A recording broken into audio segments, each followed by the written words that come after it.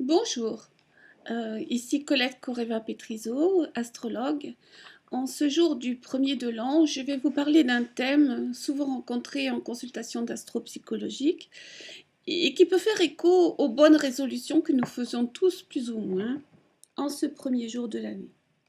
Dans un premier temps, je vous souhaite une bonne année, évidemment, et j'espère que vous obtiendrez tout ce que vous souhaitez et beaucoup de sous, parce que c'est vrai que la crise étant passée par là en 2008, 10 ans plus tard, nous ne sommes toujours pas en possession de tous nos moyens. Je voulais donc vous parler d'un thème qui arrive très fréquemment en consultation et qui m'a titillée, on va dire. Et donc, dans les consultations astrologiques, j'entends souvent des gens qui me disent « Ah, c'est dommage que ma relation amoureuse n'ait pas fonctionné. C'est dommage que tu n'aies pas réussi cet examen. C'est dommage que je n'ai pas eu cet appartement. C'est dommage que... Voilà, bon. Si j'avais su, j'aurais dû... J'aurais pas dû me mettre avec lui parce que c'est... J'aurais pas dû avoir cet enfant avec cet homme-là. » C'est d'autant plus pénible à vivre le thème du regret quand on a fait tout ce qu'il fallait pour faire durer une relation amoureuse, quand on a œuvré pour que tout fonctionne en faisant des concessions incroyables, souvent. Ou alors qu'on ait travaillé d'arrache-pied pour obtenir un diplôme, une promotion. On a fait son maximum. Et donc, bien sûr, c'est sûr que cette petite phrase « c'est dommage que », ou par exemple, quand on a eu un grave accident de manière imprévue, comme tout accident, bien sûr, qui nous a empêché de réaliser ce qu'on voulait, que l'on a fait un certain nombre de concessions impressionnantes vis-à-vis de son chef, tout ça, que l'on ne supportait pas. Mais bon, voilà. Et ça ne fonctionne toujours pas. Il semblerait que l'être humain ne soit pas prêt à accepter l'inévitable, l'injustice, l'impuissance et surtout le fait de n'être pas en contrôle de sa vie, de n'être pas en plein contrôle de sa vie. Dieu prévoit, non, c'est l'inverse. L'homme prévoit, Dieu rit. C'est un proverbe yiddish. On traîne nos regrets comme de véritables boulets.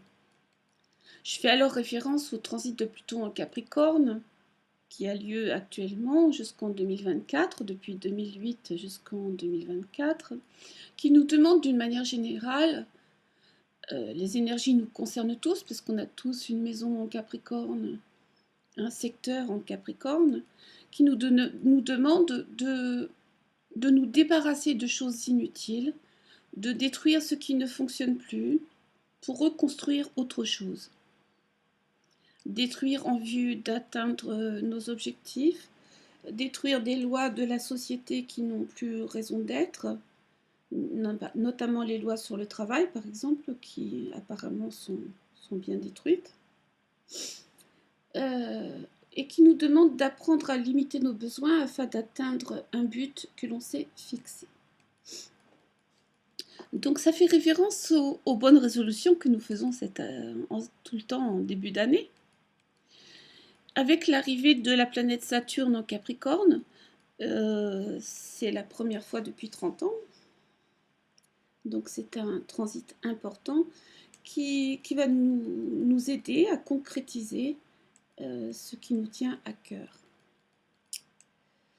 Il va y avoir la possibilité de construire sur la base de ce qui a été détruit auparavant, comme si on faisait tomber un immeuble, et ensuite on reconstruit par-dessus, à la place de cet immeuble, bien sûr avec des normes actuelles, plus modernes, plus adaptées à ce que l'on sait maintenant de la construction.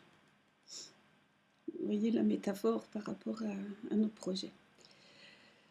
Peut-on vivre toute une vie sans avoir le moindre regret? C'est peu probable. Toutefois, il y a des personnes qui semblent n'avoir que peu de regrets ou qui le vivent mieux.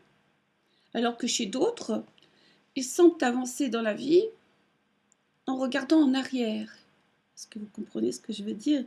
C'est chez ces personnes-là, les regrets prennent une place démesurée. Ce qui différencie les personnes, les premières, ce sont les optimistes. Ils savent tirer le positif de toute existence et de toute expérience. Les seconds sont généralement plus pessimistes. Ils ont du mal à faire face à leurs regrets, à ce qu'ils n'ont fait, à ce qu'ils ont fait ou à ce qu'ils n'ont pas fait. Ou les perfectionnistes, les personnes qui craignent l'échec. Il y a aussi les procrastinateurs, ceux qui repoussent toujours à plus tard. Ces personnes sont bien sûr plus sensibles d'accumuler des regrets, parce qu'ils n'ont pas fait. La nature de nos regrets a aussi un impact sur la façon dont on les gérera.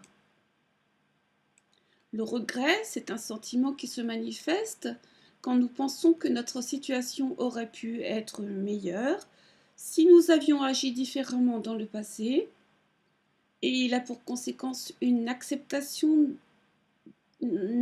d'acceptation de la réalité, de ce qui se passe ici et maintenant. Un sentiment de regret s'associe à une pensée du genre « ma vie aurait dû être différente ». Les regrets et les remords nous permettent aussi de prendre conscience que nous pouvons changer quelque chose. Le compagnon du regret, c'est souvent le sentiment de culpabilité. On se dit qu'on aurait pu faire mieux, qu'on n'était pas assez bien, qu'on ne mérite pas l'échec. Les personnes qui regrettent leurs actes ou l'absence d'actes sont souvent victimes de leur mauvais jugement sur eux-mêmes. Évidemment, ça n'aide pas.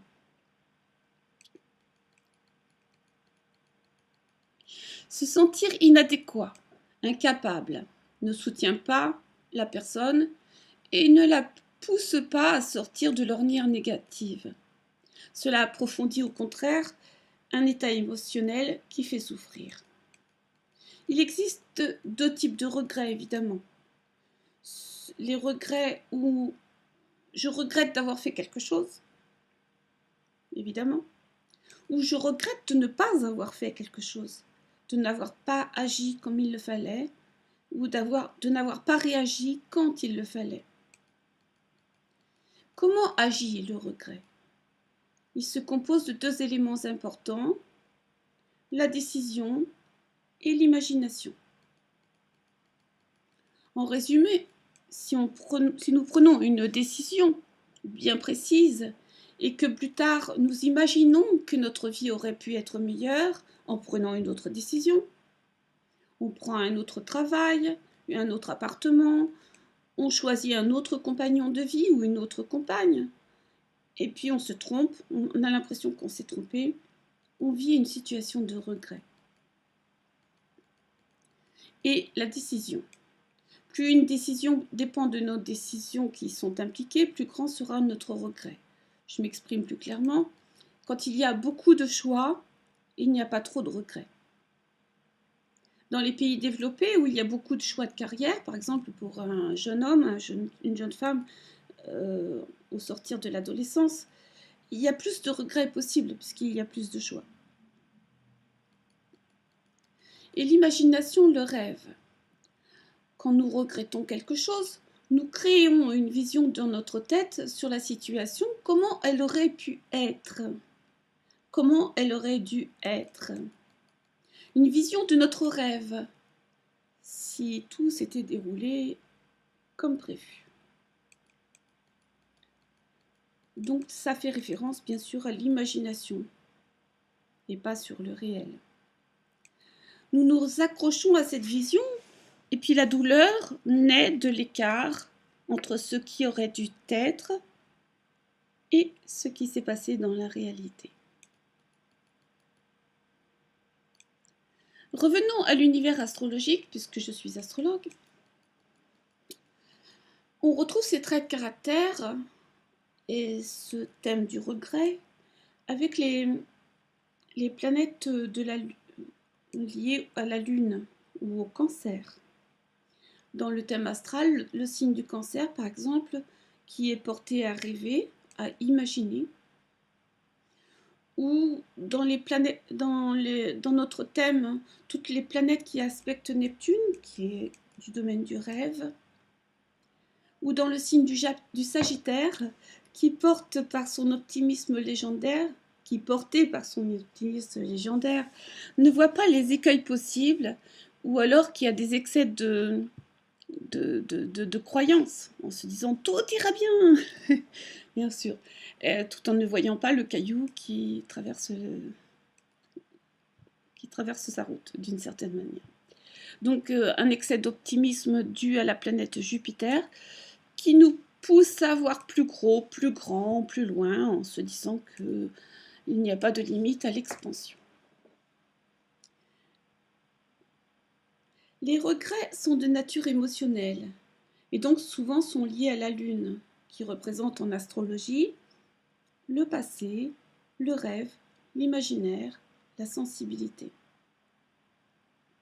La nature de nos regrets a aussi un impact sur la façon dont on les gérera. Selon plusieurs recherches, il semblerait qu'il soit plus facile de vivre avec le regret de quelque chose qu'on a fait que de quelque chose qu'on n'a pas fait. Le premier a tendance à se dissiper dans le temps, tandis que l'autre prend racine à l'intérieur de nous. Les regrets nous empoisonnent la vie. On peut toutefois arriver à s'en défaire grâce à une technique psychologique de plusieurs séances d'1h30, appelée clarification mentale. Pour y arriver, pour se libérer de ce poison qu'est le regret, plusieurs étapes. Faire le deuil des choix que l'on n'a pas faits.